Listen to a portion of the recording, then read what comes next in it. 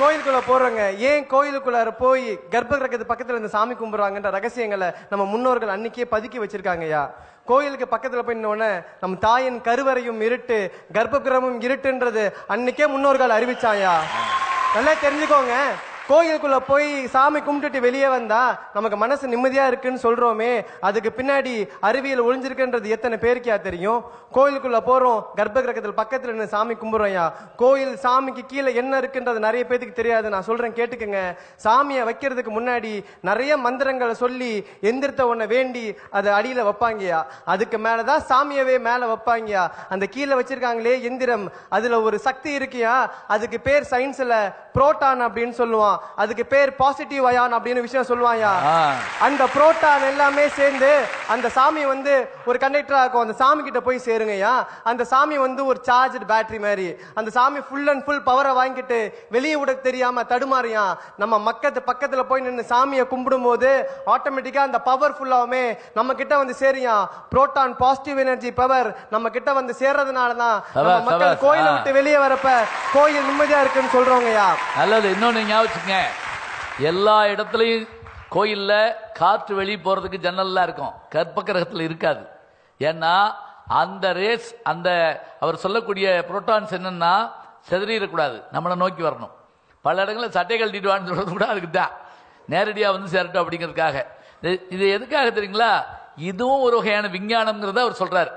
அவர் வந்து சயின்ஸ் படிச்சிருக்கிறதுனால நம்ம ஒத்துக்கலாம். இப்போ நான் தமிழ் வாத்தியார் சொன்ன இவங்களுக்கு வேற வேலை இல்லடா, பொங்கலை வாங்கிட்டு தூணில் தடவிட்டு வருவாங்களா, அப்படி சொல்லக்கூடாது. ஐயா, அதே மாதிரி கருவறை பக்கத்துல சாமி கும்பிடுறதுனால நம்மளோட 5 புலன்களும் வேலை செய்கின்றது எத்தனை பேருக்கு தெரியும் தெரியலையா. 5 புலன் என்னன்னு சொல்லிடுறத: பார்ப்பது, நுகர்வது, சுவைப்பது, கேட்பது, தொடுவதுயா. நல்லா யோசிச்சு பாருங்க. சாமி தீபாரதனை காமிக்கும் போது பாக்குறோம், மணி அடிக்கும் போது கேட்கிறோம், மந்திரங்களை உச்சரிக்கிறோம், அங்க இருக்க வாசனை நுகர்றோம், 10 வந்து தொட்டு கும்பிடுறோம் இல்லைங்களாயா. 5 சென்ஸுமே அந்த இடத்துல ஆக்டிவேட் பண்ணுதுயா. அப்படியே கோயிலை விட்டு கொஞ்சம் வெளியே வாங்கயா. அந்த பக்கம் பாத்தீங்கன்னா அரச மரமோ வேப்ப மரமோ இருக்கும். அங்க நிறைய பெண்கள் கர்ப்பம் தரிக்காம சின்ன சின்ன தொட்டியை கட்டி வச்சுட்டு சுத்திக்கிட்டு இருப்பாங்க. நம்ம முன்னோர்கள் மூட பழக்கமா பண்ணலையா. அங்கேயும் அறிவிலையும் மருத்துவத்தை ஒழிச்சு வச்சிருக்காயா. அங்க மரத்தை சுத்தி வரப்ப நல்லா தெரிஞ்சுக்கோங்க, அரச மரத்திலையும் வேப்ப மரத்திலையும் தான் அடிக்குவேட் ஆக்சிஜன் இருக்குன்னு சொல்லியிருக்கான். சாதாரண ஆக்சிஜன் இருக்குன்னு சொல்லல. வேப்ப மரத்தாலையும் அரச மரத்தாலையும் மட்டும்தான் ஆக்சிஜனை காலையிலையும் கொடுக்க முடியும், நைட்டும் கொடுக்க முடியும். அங்க கர்ப்ப பெண்கள் அந்த மரத்தை சுத்தி வரப்ப ஆக்சிஜன் உள்ள இன்ஹேல் பண்ணாங்கன்னா செல்கள் உயிர்ப்பிக்கும், நோய்கள் விலகும், கர்ப்பம் தரிக்கும் சொன்னதுனாலதான் மரத்தை சுத்தி வர சொல்றாங்கய்யா. அப்படியே நம்ம வீட்டுக்கு வருவோம்யா. அப்படியே வீட்டுக்கு வந்த உடனே நம்மளோட தமிழனோட பண்பாடு கையெடுத்து கும்பிடுறது.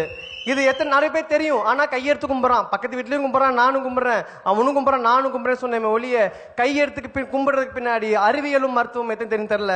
நான் சொல்றேன், கையெடுத்து கும்பிட்டோம்னா இந்த கையில நுனியில் இருக்கிறது அக்கு பிரஷர் பாயிண்ட்யா. இந்த கையில நுனி அக்கு பிரஷர் பாயிண்ட். இந்த 10 விரலையும் ஒண்ணு சேர்க்கும் போது காது, கண்ணு, மூளை ஒரே நேரத்தில் ரத்தம் அதிகமா பாயும். அதனாலதான் நம்ம ஆட்கள் அன்னைக்கே கண்டுபிடிச்சான் கையெடுத்து கும்பிடணும்னு சொல்லிட்டியா. அப்படியே அழகா வீட்டுக்குள்ள வராங்க. வீட்டுக்குள்ள வந்த உடனே நம்ம ஆட்கள் நிறைய சொம்பு தண்ணி கொடுத்து சாப்பாடு வைப்பாங்க, விருந்தோம்பல்னு சொல்லுவோம். நல்லா யோசிச்சு பாருங்க. ஃபாரின்ல போனோம் அப்படின்னா வந்து விருந்தோம்பல் வந்துட்டு நின்றுட்டு சாப்பிடுவாங்க, படுத்துக்கிட்டு சாப்பிடுவாங்க, எப்படி வேணாலும் சாப்பிடுவாங்க. ஆனா நம்ம மக்கள் மட்டும்தான் தரையில் உட்கார்ந்து சம்மணங்கால் போட்டுட்டு சாப்பிடுவாங்க. அதுக்கு பின்னாடி ஒரு மருத்துவ குணம் இருக்குன்னு எத்தனை பேருக்கு தெரியும்? ஒன்னே ஒண்ணு தெரிஞ்சுக்கோங்க, அந்த மருத்துவ ஹிரண்யா அப்படின்ற ஒரு நோய் எத்தனை பேர் கேள்விப்பட்டீங்கன்னு தெரியல. ஹிரண்யா, அது பேர் குடல் இறக்கம் அப்படின்னு சொல்லுவாங்க.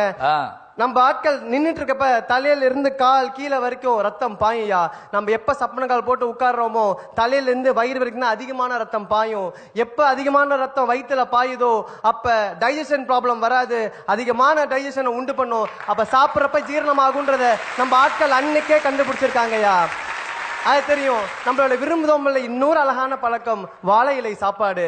இப்பெல்லாம் பிளாஸ்டிக் பிளேட்டு, சில்வர் பிளேட்டுன்னு சொல்லி சாப்பிடுறோம். ஆனா வாழை இலை சாப்பாடு பழக்கத்தை போய் சொல்றேன் கேட்டுக்கோங்க.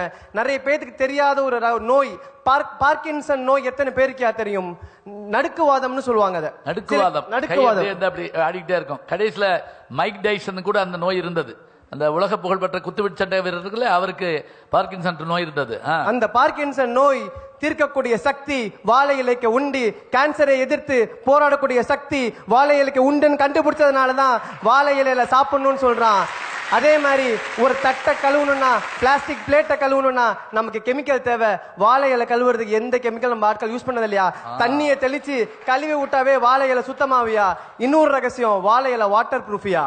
அழகா இது ஒரு ரகசியத்தை வச்சிருக்கா. அடுத்தது சாப்பாட்டுக்கு வரையா. நம்ம உட்கார்ந்த உடனே இப்ப இருக்க மெடிசன், இப்ப இருக்க ஆட்கள் என்ன பண்றாங்க, இனிப்ப முதல்ல வச்சிடறாங்கயா. ஆனா அது ஒரு தவறான செயல். நம்ம முன்னோர்கள் கத்து கொடுத்தது முதல்ல காரத்தை சாப்பிடணும், அப்புறம் இனிப்ப சாப்பிடணும்யா. ஏன் காரத்தை சாப்பிடணும்னு சொல்ற கேளுங்க. காரம் ஸ்பைசி ஃபர்ஸ்ட் ஸ்வீட் நெக்ஸ்ட்னு சொல்லியிருக்கான். காரம் சாப்பிட்டோம்னா HCl தூண்டும். HClன்றது நம்ம ஜீரண சக்தியை கொண்ட, ஜீரண சக்தி அதிகப்படுத்தக்கூடிய ஒரு ஆசிடியா, ஹைட்ரோகுளோரிக் ஆசிட்னு சொல்லுவோம். அதை அதிகப்படுத்தும். சாப்பிடும் போது ஜீரணமாகும். ஸ்வீட் சாப்பிட்டோம்னா டைஜஷனை கம்மி பண்றக்கூடிய சக்தி அதுக்கு உண்டியா. அதனாலதான் காரம் முதல்ல ஸ்வீட் நெக்ஸ்ட்னு வச்சாயா. என்னதான் பழமை சுவடுகள் நிறைய விஷயங்கள் எங்களுக்கு கத்து கொடுத்தாலும் அந்த பழமை சுவடுகள் சொன்ன பழக்கத்தை இன்னமும் நாங்க வழக்கமா வச்சுக்கிறதுனால தான் சொல்றேன், பண்பாட்டின் விஷயமாக தெரிவது பழக்க வழக்கங்கள் தான் என்று.